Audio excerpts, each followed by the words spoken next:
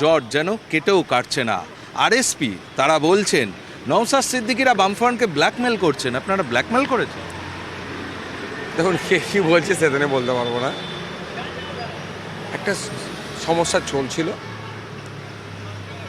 শেষ আমরা যেদিনকে বৈঠক করি আমরা কমতে কমতে 30টা এসে দাঁড়িয়েছি এবং এটা তাদেরকে আমরা আশ্বস্ত করেছি এবং তাদের কাছ থেকেও বামেদের কাছ থেকে আমরা আশ্বস্ত হয়েছি তাদের কথাতে আমরা, যে 294টা সিটে যেখানে বাম ধর্মনিরপেক্ষ শক্তিগুলো আমরা একসাথে লড়াই করছি, আমাদের যে যার সর্বোচ্চ দিয়ে তাদেরকে সাপোর্ট করবো এবং জিতিয়ে আনবো।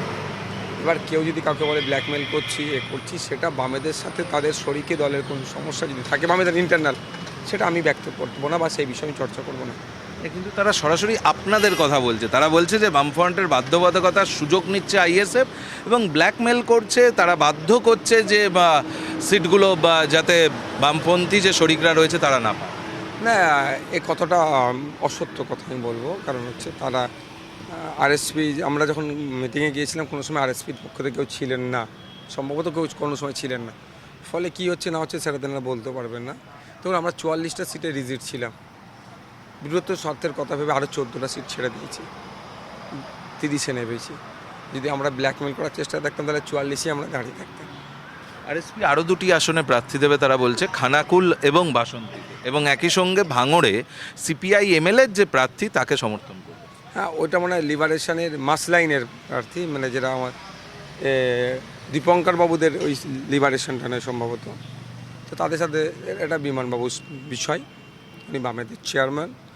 আরএসপি হচ্ছে বামেদের একটা অন্যতম শরিক দল, সে যাতে কোনো জায়গায় না সিট দেয় সেটা ইনশোর করানোর দায়িত্ব হচ্ছে বিমানবাবুর। আমরা যখন লাস্ট মিটিং করে শেষে যখন বেরিয়েছি তখনও বিমানবাবুকে আমরা বলেছি যে আপনি আমাদের এই জোটের অভিভাবক এবং আমরা আমাদের দিক থেকে 30-এর পরিবর্তে 31 যেমন হবে না, ঠিক একইভাবে কোনো জায়গায় ওই ফ্রেন্ডলি ফাইট এও না কোনো হয়, সেটা উনি ইনশোর করবেন। এবং উনি এটাও বলেছেন যে ফ্রেন্ডলি ফাইট হয় না, আলোচনা হচ্ছিল বিষয়টা নিয়ে, ফ্রেন্ডলি ফাইট হয় না। তাহলে এখন জোটটার আপনি বলছেন জট কোথাও নেই আর? না, ওটা তো যদি কেউ ঘোষণা করে তাহলে আপনার বামেদের ইন্টারনাল ওটা এর মধ্যে পড়ছে, কিন্তু যখন বামেদের চেয়ারম্যান স্যার আছেন সে বিষয়টা উনি দেখে নেবেন। ভাঙড়ে ফলাফল কী হবে? শুধু ভাঙন নয়, রাজ্যের একাধিক সিটে ভালো ফলাফল হচ্ছে। এই 26-এ বিধানসভা নির্বাচনে নওশাদ সিদ্দিকী একা নয়, একাধিক আইএসএফের খামচিহ্ন নিয়ে জিতে বিধানসভায় আসবে। আপনি নিশ্চিত? 100%। হুমায়ুন কবির কি আপনাকে কিছুটা সমর্থন করছেন ভাঙড়ে? না, হুমায়ুন কবির সাহেবের সমর্থন ভাঙন রাজ্যের কোনো জায়গায় আমাদেরকে করছে না, বা আমরা তো সেই অর্থে ওনার কাছে সমর্থন চাইও নি। মিম এবং হুমায়ুন কবির একসঙ্গে এই রাজ্যে তারা একসঙ্গে পথ চলছে, মিটিং করছে, আপনাদের কিছুটা সমস্যায় ফেলে দিল তারা? না, দেখুন, আমি বারবার বলে আসছি গণতন্ত্রে কে কার সাথে চলবে, কে কোথায় প্রার্থী দেবে, কী করবে সেটা তাদের এখতিয়ারের মধ্যে পড়ছে, এটাকে নিয়ে খিল্লি করা অনুচিত। হ্যাঁ, আমি একটা কথা বলতে পারি যে আমাদের কারো ব্যক্তিগত কারোর সাথে ইগোর লড়াই গিয়ে কোনো অপশক্তি না বাংলায় জায়গা পেয়েছে সেটা দেখতে হবে। যেমন আমাদের সাথে লেফট ফ্রন্টের একটা জায়গা, এমন একটা জায়গায় আসছিলো হয়তো জোট হবে না, সে জায়গায় আমরা ইগোকে দূরে সরিয়ে রেখে 30টাতে নেমে গেলাম, কেন? বাংলার স্বার্থে। অ্যাডজুডিকেশনের পর কি রেজাল্ট হতে পারে? দেখুন, এখনও আজকে আমার কোর্টে মামলা আছে, সুপ্রিম কোর্টে আমার করা মামলা আছে, বিকাশ স্যার এবং শামীম দ্বারা ওখানে চলে গিয়েছেন। বিকাশ স্যার ওই মামলায় অ্যাপিয়ার করবেন আমার হয়ে। তো ব্যাপারটা হচ্ছে আন্ডার অ্যাডজুডিকেশান, যারা কন্টেস্ট করছেন ক্যান্ডিডেট, বিশেষ করে বর্তমান শাসকের, তাদের 5 মিনিটের মধ্যে নাম সব ঠিক হয়ে যাচ্ছে, যতটুকু সোশ্যাল মিডিয়ার মাধ্যমে জানতে পারছি। আর সাধারণ ভোটার যারা এমপি এমএলএ বানাবে তারা চক্কর কাটছে। এখনও পর্যন্ত সঠিকভাবে একটা গাইডলাইন আসলো না যে কোথায় ট্রাইব্যুনালে কোথায় কিভাবে কি অ্যাপিল করবেন, এবং ট্রাইব্যুনাল যে 19টা সম্ভবত হয়েছে, সে 19টা জেলায় হবে না, তাহলে এখানে যদি হয় সেখানে মানুষ যাতায়াত করবে হ্যান করবে, তাহলে এরা যাচ্ছে তাই হচ্ছে সাধারণ ভোটারদের জন্য।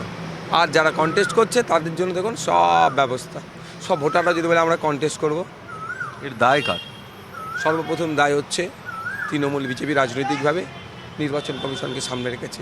যদি অফিসিয়াল নির্বাচন কমিশন সামনে আছে তাহলে অফিসিয়াল নির্বাচন কমিশনকে দায়ভার নিতে হবে।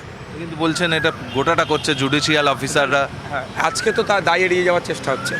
কিন্তু জ্ঞানেশ কুমারজি কী বলেছিল, 2002-এ ভোটটা SIR যার নাম থাকবে তার কোনো অসুবিধা নাই, তার নাম নেই, father mother grandfather grandmother, mapped হয়ে গেল, কাজ শেষ। আমরা কি দেখছি, ছেলে মেয়ে নাম এসে গেল ভ্যালিড ভোটার, বাবা ইনভ্যালিড অর্থাৎ ডিলিট হলো, কিন্তু বাবার 2002 SIR এর লিস্ট দেখিয়ে ছেলে মেয়ের নাম আপলোড হলো।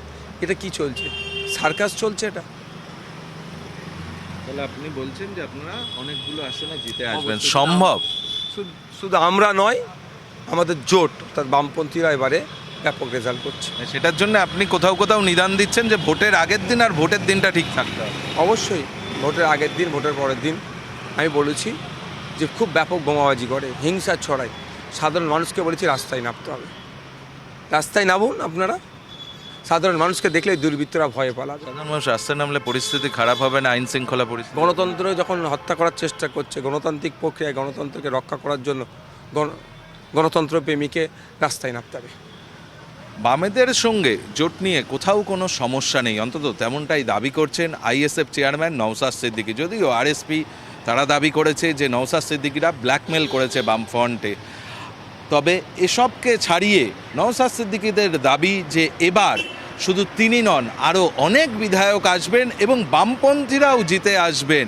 এই দাবি কতটা বাস্তবায়িত হলো তার জন্যে অপেক্ষা করতে হবে 4 মে পর্যন্ত। ক্যামেরায় তুষার ঘটকের সঙ্গে প্রদীপ্তকান্তি ঘোষ, TV9 বাংলা, কলকাতা।